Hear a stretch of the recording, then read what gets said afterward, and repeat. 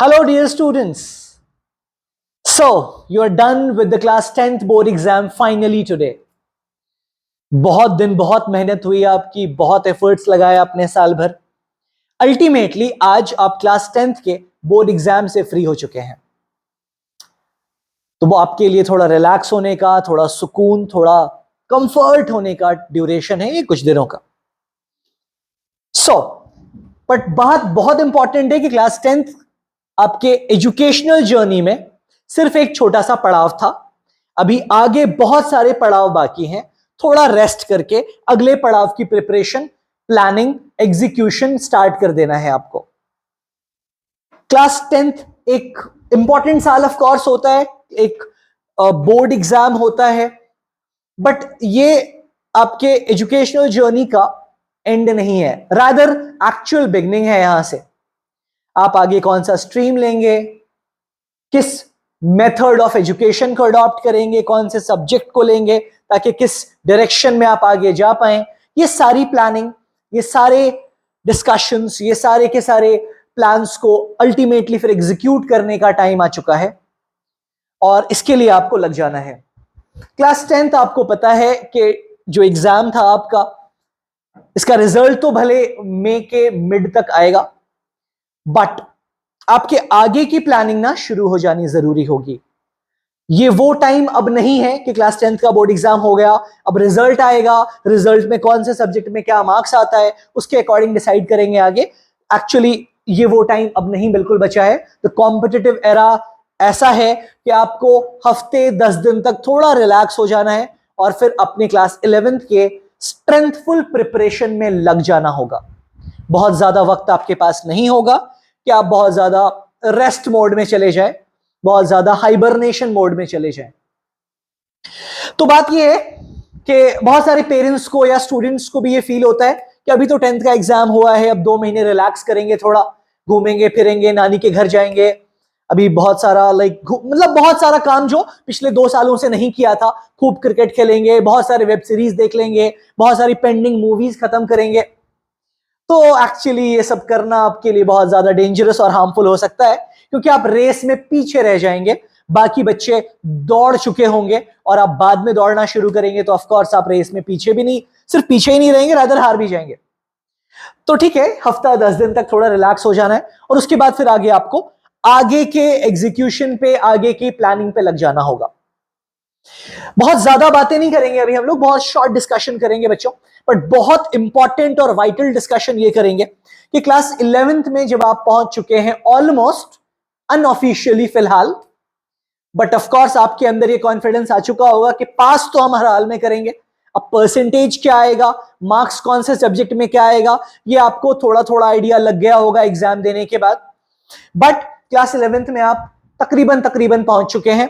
तो अब आगे आपके सब्जेक्ट्स क्या होंगे, किस तरह से आपकी पढ़ाई होगी, ये सारी चीजों को आपको सोचना, समझना और प्लान करना जरूरी हो चुका है. तो बट आज के डिस्कशन को हम लोग बहुत शॉर्ट और बहुत बेसिक रखेंगे और हमारा जो मेन मुद्दा है डिस्कशन का वो ये है कि आफ्टर 11th स्कूलिंग और non schooling, what should be the better option. आपको एक्चुअली क्या करना चाहिए और किस तरह से आगे की पढ़ाई आपको कंटिन्यू करना चाहिए.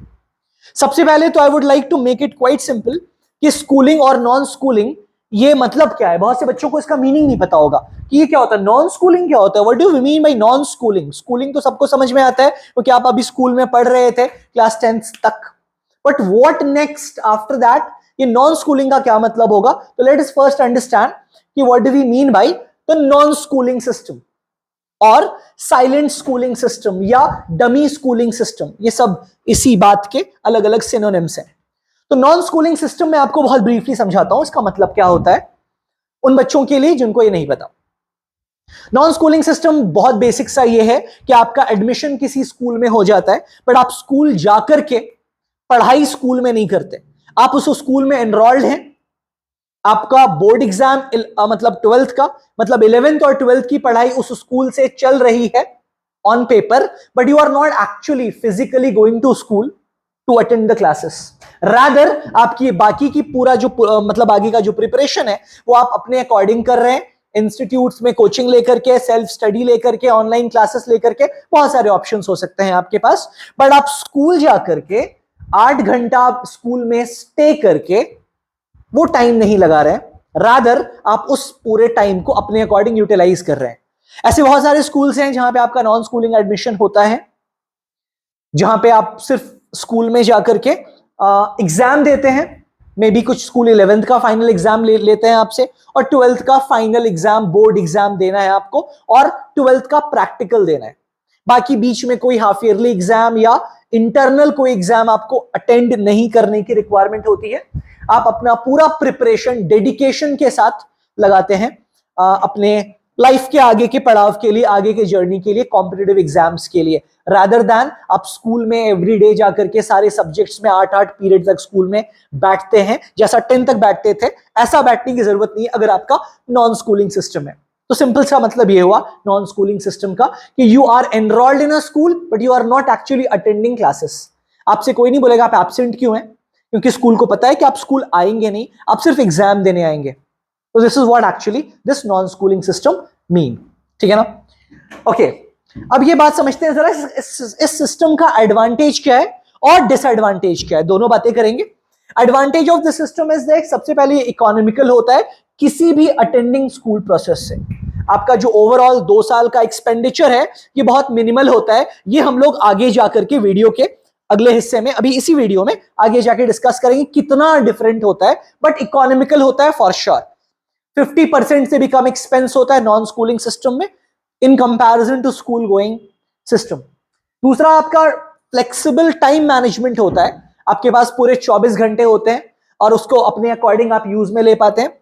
एम्पल ऑफ टाइम अवेलेबल होता है। ऑफ कोर्स फ्लेक्सिबिलिटी में आप कब सो के उठते हैं, आप अगर लेट नाइट पढ़ना चाहते हैं तो आप लेट सुबह उठ सकते हैं ताकि आप दिन में पढ़ सके, ये सारी फ्लेक्सिबिलिटी होती है। स्कूल जाएंगे आप तो ऑफ कोर्स आपको स्कूल के टाइमिंग के अकॉर्डिंग अपना टाइम मैनेज करने की जरूरत होती है। नॉन स्कूलिंग में ये एडवांटेज होता है, टाइम बहुत ज्यादा है क्योंकि पूरा 24 घंटा आपके पास है, आप अपने अकॉर्डिंग उसको यूज करते हैं। Exemption from extra curricular activities भी होगा कि अगर आप स्कूल जाते हैं तो स्कूल में बहुत सारे एक्टिविटीज हैं, बहुत सारे डेज हैं, जैसे कि लाइक इंडिपेंडेंस डे है, children's day, sports day, annual day, बहुत सारे ऐसे एक्टिविटीज हैं जिसमें ना चाहते हुए भी आपको इन्वॉल्व होना पड़ता है। 9th 10th 8th 7th तक तो ये अच्छी चीज थी जो आपके ग्रोथ में रोल प्ले करता है, बट 11th 12th में कॉम्पिटिटिव माइंडसेट के साथ this is something harmful that I personally feel. 11th 12th के बच्चों को बहुत ज्यादा इन चीजों में इन्वॉल्व होने से अपने ट्रैक से वो थोड़े डेविएट होते हैं।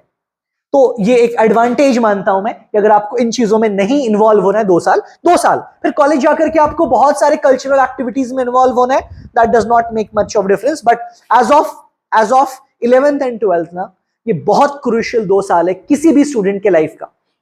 ये 2 साल अगर शेप अप कर लिया ना किसी ने अपनी जिंदगी का, आगे जो फर्क आता है ना लाइफ में, कि किसी के पास BMW है और किसी के पास लाइक होंडा स्प्लेंडर है, ये जो फर्क होता है ना फाइनेंशियल फर्क, ये इन 2 सालों पे बहुत निर्भर करता है।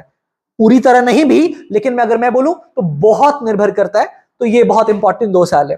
Preparation for competitive exam pattern आप कर पाते हैं अगर आपके पास स्कूलिंग का प्रेशर नहीं होता है, तो कि स्कूल में आपको हर 15 दिन पे एग्जाम हो रहा है, स्कूल पैटर्न पे, बोर्ड्स पैटर्न पे, जो आप कॉम्पिटिटिव नीट, जेई या फिर CUET वगैरह से आप बहुत डेविएटेड हो जाते हैं।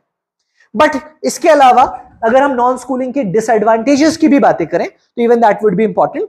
इसका फर्क क्या होगा कि अगर हम डिसएडवांटेजेस की बातें करेंगे बच्चों, तो सबसे पहले तो मैं ये बहुत स्ट्रांगली रिकमेंड करूंगा वो बच्चे जो अपने ड्रीम या गोल को लेके बहुत डेडिकेटेड नहीं है, उनके लिए this is not a good idea.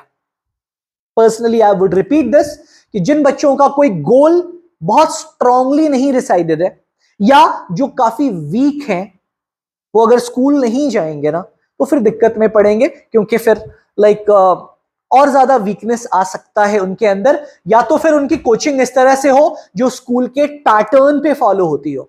School के पैटर्न को कोचिंग में 6 आवर्स की कोचिंग में फॉलो किया जाता हो तो फिर दैट वुड बी एडवांटेजेस, वरना they will lose the track. दूसरा, साइंस स्ट्रीम के बच्चों के लिए ही I would recommend a non schooling system. Arts या कॉमर्स के बच्चों के लिए नॉन स्कूलिंग सिस्टम को इसलिए मैं बहुत अच्छा नहीं मानूंगा क्योंकि आपको बहुत अच्छे कोचिंग्स के ऑप्शंस नहीं मिलते हैं आर्ट्स के या कॉमर्स के स्मॉल सिटीज में। छोटे शहरों में ना आप ग्रेजुएशन लेवल पे कॉमर्स एंड आर्ट्स के अच्छे ऑप्शंस मिल भी जाते हैं, बट 11th 12th लेवल पे ना you don't find a very good option. Tuitions मिल जाएगा आपको, कोचिंग नहीं मिल पाता कॉमर्स और आर्ट्स के लिए। There is a big difference between coaching pattern and tuition pattern. तो ट्यूशन तो स्कूल वाले बच्चों को भी मिल जाता है स्कूल के बाद। तो for that reason I would say कि साइंस स्ट्रीम के बच्चों के लिए बेनिफिशियल सिस्टम है non schooling, but commerce and arts won't find it that beneficial. Third point, you will have lots of time, but ये टाइम जो मिलेगा आपको 24 घंटा मिलेगा एक नॉन स्कूलिंग बच्चों को, स्कूल तो जाना नहीं है, बट अब इन 24 घंटे में कितने घंटे की कोचिंग है आपकी, कितने घंटे सोना है, कब खाना है, कब सो के उठना है, बाकी आप थोड़ा रिलैक्स होने के लिए क्या करेंगे। आप मान लीजिए कि लाइक आप 11th 12th में जाते हैं तो आप चाहते हैं थोड़ा बहुत आप अपने कुछ कुछ हॉबीज को भी करें, थोड़ा 1 घंटा हम क्रिकेट ही खेल लें, किसी को जिम जाना है तो 1 घंटा जिम में टाइम स्पेंड कर सकता है, या फिर कुछ और भी आपको कुछ एसेसरीज गेम खेलना है, व्हाटसोएवर। आप अगर स्कूल से फ्री है तो आपके पास बहुत टाइम है, बहुत टाइम है, बहुत अच्छे से पढ़ाई करने के बाद भी बहुत टाइम है। तो लेकिन लेकिन लेकिन ये जो थर्ड डिसएडवांटेज में हम लोग बात कर रहे हैं वो ये है कि बहुत टाइम तो है, बट इस टाइम का इस्तेमाल बहुत सही तरीके से इंपॉर्टेंट है। ऐसा नहीं हो कि स्कूल नहीं जाना तो आप 10-10 घंटे सोए पड़े हैं घर में, मम्मी पूछ रही है बेटा तुम उठ क्यों नहीं हो, मम्मी अभी सोने दीजिए, मम्मी को भी पता है स्कूल तो जाना नहीं है तो बेटा थोड़ा देर और सो ले तो कोई फर्क नहीं पड़ेगा। ऐसे बच्चों के लिए ये काफी डिफिकल्ट हो जाएगा अगर वो स्कूल नहीं जा रहे हैं, और फिर लाइफ का पूरा पैटर्न गड़बड़ हो जाएगा।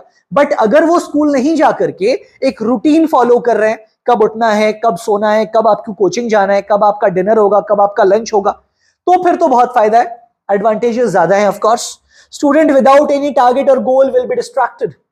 ये बात मैंने नॉन डेडिकेटेड या वीक स्टूडेंट के बारे में भी बोला है, ठीक है ना।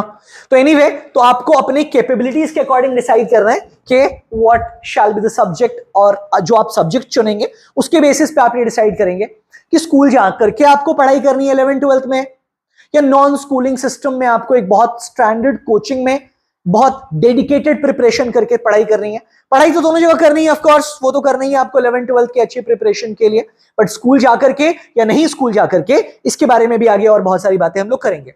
अब आप जब 11th में जाते हैं तो बच्चों आपके पास ये 4 मेजर स्ट्रीम्स के ऑप्शंस होते हैं। मेजरली ये 4 स्ट्रीम आपके पास है, या तो आप पीसीबी लेते हैं, physics chemistry and biology, along with English and a 5th subject, ठीक है। ये 3 सब्जेक्ट्स हैं, इसके अलावा आपके पास 2 और सब्जेक्ट होते हैं जो कंपलसरी वो ऑप्शन नहीं है, इंग्लिश एंड एक 5वां सब्जेक्ट या तो पीएचई होता है, फिजिकल हेल्थ एजुकेशन, या तो पेंटिंग होता है, या तो ड्राइंग होता है, बहुत सारे ऑप्शंस होते हैं, फाइन आर्ट्स होता है।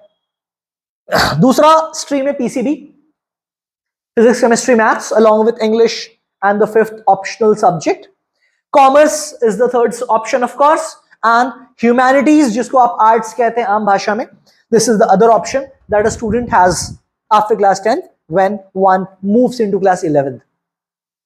मैं अभी इस पर्टिकुलर वीडियो में सिर्फ 1 और 2 ऑप्शन को एड्रेस कर रहा हूं आगे के लिए, क्योंकि मैंने पहले बताया कि non schooling education system is not good for these 2 streams since we don't have a very standard and a very good kind of coaching system available in small towns. अगर आपका कोई टाउन बहुत बड़ा है, आप बड़े शहर में दिल्ली में रहते हैं, आप कोलकाता बैंगलोर में रहते हैं, तो ऑफ कोर्स वहां पे you do have some proper coaching systems for the humanities stream as well as for the art stream. वो बच्चे कई बार जो मुझे कहते हैं ना कि सर मुझे यूपीएससी करना है, मुझे डॉक्टर नहीं बनना, मुझे इंजीनियर नहीं बनना, मुझे यूपीएससी करना है इसलिए मुझे आर्ट्स लेना है। This something is a bad, wrong and a misled notion.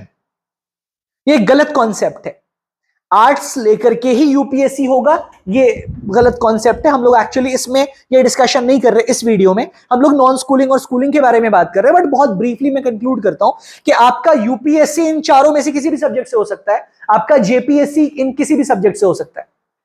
But अगर आपका साइंस बैकग्राउंड होता है तो आपको बहुत सारे एडवांटेजेस होते हैं in comparison to commerce and arts background. मैं इतना ही बस बोलना चाहूंगा फिलहाल यहां पे, बाकी you can mention in the comments your queries, your doubts, ताकि उस पे we can address you back, ठीक है ना। तो हम लोग बात करते हैं बच्चों, अगर हम लोग साइंस स्ट्रीम लेते हैं पीसीएम या पीसीबी, तो हमारे पास ये तीन ऑप्शंस हैं जिसपे हम आगे ऑप्शन प्रोसीड ऐड कर सकते हैं, अपना स्ट्रीम सेलेक्ट कर सकते हैं। पीसीबी लेके हम नीट की तरफ जाते हैं, पीसीएम लेके हम जेई के एग्जाम को फेस करते हैं after the class 12th board exam, और सीयूईटी के लिए हम पीसीएम या पीसीबी कुछ भी ले सकते हैं। दिस इज समथिंग जो हमारी ग्रेजुएशन में किसी नेशनल या सेंट्रल यूनिवर्सिटी में एडमिशन पाने में ये एग्जाम आपको हेल्प करता है।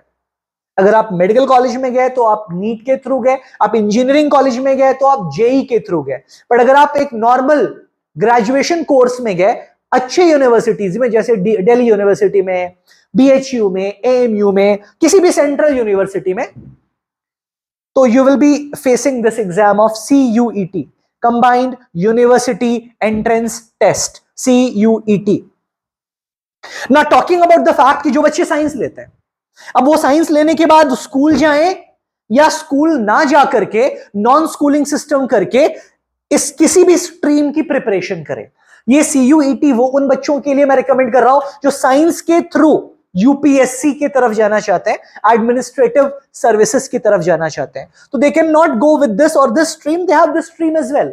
ये भी रास्ता है जो उनको लेके जाएगा यूपीएससी की तरफ, क्योंकि यूपीएससी का एग्जाम अपेयर होने के लिए जो मिनिमम क्राइटेरिया होगा, आपका क्वालिफिकेशन क्राइटेरिया, वो होगा कि यू शुड बी ग्रेजुएट, आपकी ग्रेजुएशन कंप्लीट हो चुकी होनी चाहिए, ठीक है ना। तो आप नीट से भी ग्रेजुएट होते हैं, आप जेई से भी ग्रेजुएट होते हैं, आप सीयूईटी से जल्दी ग्रेजुएट होते हैं, यूजुअली 3 साल में। अगर आप बीएससी के थ्रू ग्रेजुएट होते हैं तो इट टेक्स 3 इयर्स, आप नीट के थ्रू ग्रेजुएट होते हैं तो इट टेक्स 5.5 इयर्स, आप बीटेक करके ग्रेजुएट होते हैं तो इट टेक्स 4 इयर्स, ठीक है ना।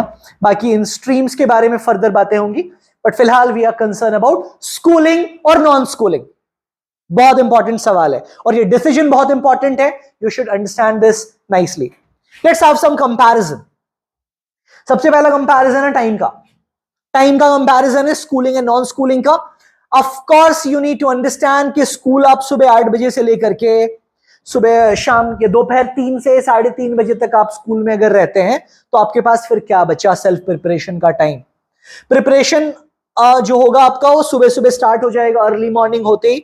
आप स्कूल नहीं जाएंगे तो आपके पास बहुत सारा टाइम होगा इन सारी बातों को प्लान करने का। आप 4 बजे तक घर लौट करके आएंगे और उसके बाद आप घर आएंगे तो स्कूल की तरफ से आपका होमवर्क, असाइनमेंट, प्रोजेक्ट, प्रैक्टिकल, बहुत सारी चीजें होंगी जिस पे आप ऑक्यूपाइड रहेंगे, ठीक है ना। आप जब स्कूलिंग करेंगे तो अगर ऐसा होता, बहुत सेंसिटिव बात है बच्चों, जरा अच्छे से समझिएगा, अगर ऐसा हो जाता कि स्कूल जाकर के हमें इतने अच्छे से पढ़ा दिया जाता कि वो सफिशिएंट होता हमारे बोर्ड्स के लिए भी और हमारे कॉम्पिटिटिव एग्जाम के लिए भी या सीयूईटी के लिए भी, नीट छोड़ दो, जेई छोड़ दो, तो भी I would have been okay with the fact कि ठीक है एक बच्चा स्कूल जाता है और स्कूल जाने के बाद उसको अलग से कुछ पढ़ने की ट्यूशन या कोचिंग में जरूरत नहीं पड़ती है। अगर ऐसा होता तो कितना अच्छा होता, बट ऐसा नहीं हो पाता। व्हाट हैपेंस कि एक बच्चा घर आएगा, जो 10th में भी होता था आपके साथ, usually you should be knowing this, class 10th में आप स्कूल के बाद अलग से ट्यूशन या कोचिंग जाते थे, तो 11th 12th में तो ऑफ कोर्स आपको हर हाल में जाना पड़ेगा, 10th में नहीं भी जाते थे तो भी, क्योंकि क्लास 11th का लेवल, टफनेस, डिफिकल्टी 10th के कंपैरिजन में ना मल्टीपल फोल्ड हाई है, 3x है, कम से कम 3x, 3 गुना ज्यादा।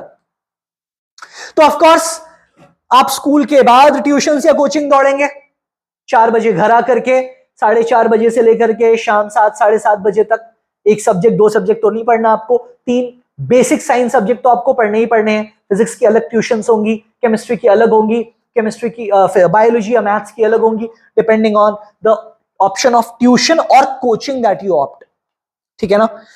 उसके बाद बात आती है कि school keeps you engage with lots of projects and practical work, जिसके बारे में हम लोग बात कर चुके हैं। जहां तक नॉन स्कूलिंग में बात आती है तो you have the whole day and lots of available time for the self preparation, जो सबसे बड़ा और सबसे इंपॉर्टेंट फंडामेंटल पॉइंट होगा। You have no school work to complete, ये सब नहीं है, आपको प्रोजेक्ट का कोई काम नहीं है, आपको होमवर्क्स नहीं दिए गए, आपका हर हफ्ते यूनिट टेस्ट नहीं है, आपके ऑफकोर्स कोचिंग में टेस्ट वगैरह होंगे, बट फिर भी स्कूल का वर्क और वो चीज में फर्क होगा। You are free from any practical या project assign to you and above all those things are not required for the NEET and JEE preparation. किसी को लग सकता है कि प्रैक्टिकल नहीं करेंगे, प्रोजेक्ट नहीं करेंगे तो नुकसान तो नहीं हो जाएगा? ऑफ कोर्स नहीं हो जाएगा। आपके कॉम्पिटिटिव पॉइंट ऑफ व्यू से आपको किसी प्रैक्टिकल या प्रोजेक्ट की बहुत नीड नहीं होती। नॉन स्कूलिंग में स्कूल इज रिस्पॉन्सिबल कि आपको प्रैक्टिकल्स के डिसेंटली गुड मार्क्स अवेलेबल हो जाते हैं। You can talk this to दो स्टूडेंट जिन्होंने नॉन स्कूलिंग ऑप्शन किया हुआ होता है अपने टाइम पर, ठीक है ना।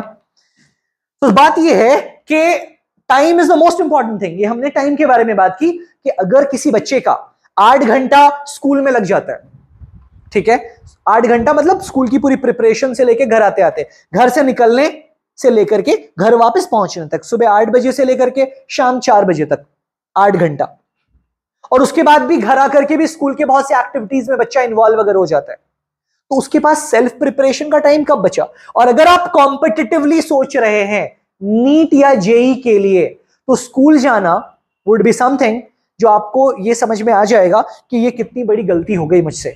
इसके लिए ना आप कुछ नहीं, आप ना बेसिकली ये कर लें कि आप पूछें किसी ऐसे स्टूडेंट से जो स्कूल अभी जा रहे हैं क्लास 11th या 12th में, यू आस्क योर सीनियर्स, उनसे पूछें साइंस स्ट्रीम के सीनियर से कि उनको कोचिंग में जाना पड़ता है अलग से स्कूल के बाद, कितना टाइम लग पाता है उनको, बहुत सारे फैक्टर्स हैं। हम लोग दूसरे कंपैरिजन पे आते हैं बच्चों, that is level of teaching.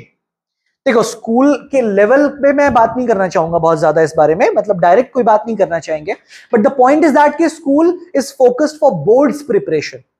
अगर बहुत अच्छा भी पढ़ाया जा रहा है स्कूल में, बहुत अच्छा भी पढ़ाया जा रहा है, कुछ टीचर्स बहुत डेडिकेशन के साथ बहुत अच्छे से पढ़ा रहे हैं क्लास 11th और 12th में, बट उनका जो मोटिव है ना वो है क्लास 12th का बोर्ड एग्जाम में बहुत अच्छा मार्क्स आ जाए बच्चे को। It's not NEET, it's not JEE, कभी होता ही नहीं है। अगर होता तो स्कूल टॉपर, कोई भी स्कूल टॉपर जिसको बोर्ड एग्जाम में क्लास 12th के बोर्ड एग्जाम में 94% मार्क्स आया, 95% मार्क्स आया, इस बच्चे ने नीट भी दिया है उसी साल या जेई भी दिया है। मैथ्स वाला है तो जेई दिया है, बायो वाला है तो उसने नीट दिया है, but seldom you will find, 100 में 2-3 केस भी ऐसे नहीं होंगे, लेस देन 2% रेशियो ऐसा नहीं मिलेगा आपको बच्चों, not more than 2 to 3% ratio ऐसा मिलेगा पैन इंडिया। छोटे शहरों में तो आप ढूंढ लो और निकाल के दिखा दो एग्जाम्पल कि वो बच्चा जो स्कूल जाकर के 12th कंप्लीट करता है उस साल वो कॉम्पिटिटिव एग्जाम क्वालिफाई कर पाता है कि नहीं। You will get a straight answer on your face, NO, no. यही सच्चाई है, अनफॉर्चुनेटली यही सच्चाई है कि स्कूल जाकर के हम बोर्ड्स की बहुत अच्छी भी प्रिपरेशन अगर कर लेते हैं ना, तो कॉम्पिटिटिवली हम पीछे रह जाते हैं। रीजन क्या होता है, only board focused and text book oriented पढ़ाई होगी आपकी, वहां पे कॉम्पिटिटिव एक्सपोजर आपका नहीं होगा, एज सच रैंकिंग सिस्टम बहुत ज्यादा नहीं होगा, मार्क्स दिए जाएंगे आपको, सब्जेक्टिव पैटर्न का एग्जाम होगा, जबकि नीट और जेईई में ऑब्जेक्टिव और असेसमेंट पैटर्न का एग्जाम होता है, जिसकी तैयारी स्कूलिंग में आपकी नहीं हो पाएगी। ऑफ कोर्स नॉन स्कूलिंग में आप अगर कोचिंग से जुड़ेंगे तो आपकी वो प्रिपरेशन हो पाती है, किसी भी कोचिंग से, ऑनलाइन कोचिंग हो जो घर पे बैठ के आप पढ़ रहे हो, या फिर लाइक एक प्रॉपर आपके टाउन की अच्छी कोचिंग हो जहां पे आपको एक बहुत प्रॉपर गाइडेंस के साथ पढ़ाया जा रहा हो, any coaching we are talking of, you will be getting that कि बियॉन्ड टेक्स्ट बुक मॉड्यूल्स और क्वेश्चन बैंक आपको मिलेगा जो बोर्ड्स और कॉम्पिटिटिव दोनों की प्रिपरेशन करेगा। कुछ लोग ऐसा सोचते हैं कि नॉन स्कूलिंग करने में बोर्ड खराब तो नहीं हो जाएगा, depending on the focus that you have made right from the beginning and the mentorship that you have been provided. ये कोचिंग पे बहुत डिपेंड करेगा कि आपको सिर्फ नीट और जेई के लिए खाली पढ़ाया जा रहा है कि बोर्ड्स का भी एक्सपोजर मिल रहा है, ठीक है ना।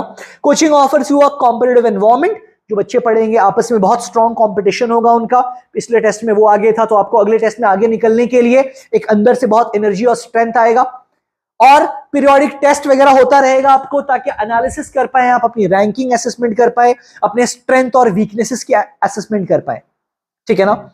अब इसी बात के कंक्लूजन में एक बहुत इंपॉर्टेंट सवाल ये आता है कि अगर स्टूडेंट को पढ़ाई ही करनी है, तो वाइटल क्वेश्चन इज कि if a student has to learn in coaching institute or a tuition centre after the school, वो स्कूल के बाद उसको जाना है, स्कूल खत्म होने के बाद 4 बजे के बाद ट्यूशन जाए या कोचिंग जाए, और ये 90% से ज्यादा बच्चे साइंस स्ट्रीम वाले करेंगे, अभी भी करते हैं। तो बात ये है, तो वो स्कूल क्यों जा रहा है भाई? अगर उसको 4 बजे के बाद जाकर के कोचिंग में ही सीखना है, वही समझ में आ रहा है, तो स्कूल जाने का फायदा क्या हुआ? स्कूल में फीस किस बात का लग रहा है? स्कूल में इतना सारा टाइम किस बात का कंज्यूम हो रहा है? A big question, you need to answer this कि स्कूल जाने का एडवांटेज क्या हुआ फिर? One has to think about that. ठीक है ना। और you can ask any of your senior जो 11th 12th में है, उनसे पूछो आप, भैया से, दीदी से, कि अगर आप स्कूल जा रहे हैं तो फिर कोचिंग क्यों जा रहे हैं, या आपको स्कूल में समझ में आ जाता है तो कोचिंग नहीं जाइए, और अगर स्कूल में नहीं समझ में आता है और कोचिंग में ही समझ में आता है तो फिर स्कूल क्यों जाते हैं, क्योंकि एडमिशन लेके फंस गए। एडमिशन ले लिया तो अब तो आपको जाना पड़ेगा 2 साल, एब्सेंट तो कर नहीं सकते ना। अब 2 दिन 3 दिन हफ्ते महीने में 3-4 दिन एब्सेंट कर लोगे, उससे ज्यादा तो आप एब्सेंट कर नहीं पाएंगे ना। आपको एक सर्टेन परसेंटेज ऑफ अटेंडेंस तो चाहिए होगा ना। This is a very important thing that parents should think. Parents को इस बारे में सोचना होगा। वो नहीं कि लाइक कॉन्वेंशनली चला रहा है ना कि बच्चों को तो 10th के बाद 11th 12th स्कूल जाना है, उसके बाद कॉलेज जाना है। अरे भाई सवाल ये है कि स्कूल जाना है क्यों, पढ़ने के लिए, है ना। तो अगर पढ़ने के लिए जाना है तो पढ़ाई हो गई, तो फिर ट्यूशन क्यों जाना है या कोचिंग क्यों जाना है स्कूल के बाद, जरूरत नहीं पड़नी चाहिए थे ना। उनका काम तो स्कूल में क्या किया बच्चे ने, अलग अलग सब्जेक्ट हुए, अलग अलग पीरियड हुआ, पढ़ाई ही तो हुई। बट अगर वो पढ़ाई ऐसी नहीं थी जिस पे उसका बच्चे का कॉन्फिडेंस आया हो या पूरे अच्छे से समझ में आया हो और उसको कोचिंग जाना पड़ रहा है, तो this is what I am explaining ना, कि choose this wisely before it would be said कि बहुत लेट हो चुका है, अब क्या करें, गलत डिसीजन हो गया। थिंक अबाउट दैट नाइसली, ठीक है ना। ओके, एक्सपेंस के बारे में बच्चों आते हैं, जो लास्ट पॉइंट है इस डिस्कशन का, कि स्कूल के एक्सपेंस को आप खुद से इसको देख लीजिएगा। मैं एक बार साइड हो जाऊंगा ताकि आप इसका स्क्रीनशॉट ले पाए और आप इस पूरे के पूरे प्रोसेस को समझ पाए। एडमिशन चार्ज, री एडमिशन, मंथली फी किसी भी बड़े स्कूल का, उसके बाद फिर आपका लाइक 2 साल का टोटल खर्चा स्कूल का। इसमें हमने किताबें नहीं जोड़ी हैं, बुक्स का खर्चा अलग, यूनिफॉर्म का खर्चा अलग, प्रोजेक्ट का खर्चा अलग, प्रैक्टिकल्स का खर्चा अलग, एक्स्ट्रा करिकुलर एक्टिविटीज का खर्चा अलग। अगर आप स्कूल बस से जाते हैं तो ट्रांसपोर्टेशन का खर्चा अलग। अगर नॉन स्कूलिंग सिस्टम है तो स्कूल तो जाना ही नहीं है, कौन सा ट्रांसपोर्टेशन। यूनिफॉर्म आपको ऑफ कोर्स बोर्ड्स के लिए जरूरत पड़ेगी, तो यूनिफॉर्म तो माइनस नहीं होगा उसमें। बुक्स आपकी अच्छी कोचिंग में अगर आप ज्वाइन करते हैं तो कोचिंग में बुक्स वगैरह आपके पैकेज के साथ आता है, तो आपको बाजार से, मार्केट से कुछ भी एक्सपेंडिचर किताबों पे नहीं होता। सारे competitive books, NCERT books, everything you are provided in the institute itself. तो ओवरऑल 2 साल का खर्चा नॉन स्कूलिंग का होगा ना, ये इतना होगा। मैंने बोला था हाफ, आप देख लो ये 1/3 है, रादर 1/3 से भी कम है। 120 होता तो 1/3 होता। अप्रोक्सीमेट खर्चा एक एवरेज स्कूल का ये होगा, साइंस स्ट्रीम का एवरेज स्कूल का मतलब है लाइक एक एफिलिएटेड एवरेज स्कूल जो एक मतलब लाइक स्मॉल टाउन में होगा। तो नॉन स्कूलिंग एडमिशंस में आपका एक लंप सम टोटल खर्च 2 साल का इंक्लूडिंग एवरीथिंग इज नटशेल में अप्रोक्सीमेटली है। इससे कुछ कम भी हो सकता है depending on several schools, but इससे ज्यादा किसी कीमत पे नहीं होता है। अपर एंड ले लिया हमने, मैक्सिमम ले लिया है। कुछ स्कूल जो बहुत पुराने एफिलिएटेड है, गुड रेपुटेशनल स्कूल है, उनका चार्ज थोड़ा हाई होगा। जो न्यूली एफिलिएटेड स्कूल है उनका चार्ज थोड़ा कम होगा, बट ये अराउंड 35 से 40 के बीच में वैरी करता है, ठीक है ना। So the point is that कि you need to decide it wisely, you don't have that of time बहुत ज्यादा। नॉन स्कूलिंग एडमिशन ना बहुत जल्दी फिलअप हो जाता है। नॉन स्कूलिंग एडमिशन का क्या होता है कि बहुत सारे बच्चे एडमिशन लेकर के अपनी प्रिपरेशन में लग जाते हैं, तो इसमें ना रश ज्यादा होता है स्कूलिंग सिस्टम के कंपैरिजन में। और स्कूल बहुत लिमिटेड है नॉन स्कूलिंग वाले, ऐसा नहीं कि ओपनली ये हर जगह आपको एडमिशन मिलेगा, किसी भी स्कूल में आप जाएंगे और नॉन स्कूलिंग ऑप्शन आपको मिलेगा, ऐसा नहीं होता। There are limited schools that give you non schooling options कि आपको स्कूल नहीं आना है, the school will manage your every attendance and all those things. तो you need to decide that very wisely बच्चों, बिकॉज ये डिसीजन मेकिंग ना आपको 10-15 दिन के बाद करने पे लेट हो जाएंगे आप। लेट एज इन कि आपको स्कूल में सीट्स अगर नहीं मिलेंगे ढंग के स्कूल्स में नॉन स्कूलिंग का, क्योंकि उसमें rush in comparison to the other system will be high. आपको ये मैं कंक्लूड करता हूं इस बात को इस नोट पे कि आपको पहले तो आपका स्ट्रीम डिसाइड कर लेना है। अगर आपका स्ट्रीम है साइंस, फिर आपको अपना टारगेट डिसाइड करना है। अगर नीट या जेई टारगेट है तब तो आपके पास लाइक स्कूल जाना of course is not a good idea. But अगर आपका नीट टारगेट नहीं है, सीयूईटी के लिए आप प्रिपरेशन करेंगे, there are several coachings that provides you academic courses for CUET, ठीक है। वो आपको ना बहुत हाई लेवल पे नहीं पढ़ाएंगे, नीट का लेवल तो थोड़ा हाई हो जाएगा ना, बट सीयूईटी में आपको बोर्ड्स लेवल पे पढ़ाया जाएगा ताकि आप बोर्ड्स में बहुत अच्छा कर पाए। बट आपका एक्सपेंडिचर जो स्कूलिंग में होगा, एंड एक्सपेंडिचर से ज्यादा कीमती चीज क्या, टाइम, वक्त, वो जो स्कूल में लगेगा ना वो काफी हद तक बचेगा, एंड उसके according you should decide, plan and execute. चलो we'll end up this discussion, thank you so much. यहां तक अगर आप सुन करके पहुंच चुके हैं तो, एंड कुछ दिनों का रिलैक्सेशन करके you should plan for a bright, jubilant and a dynamic happy life that you will be having in the upcoming future. All the best. Thank you so much.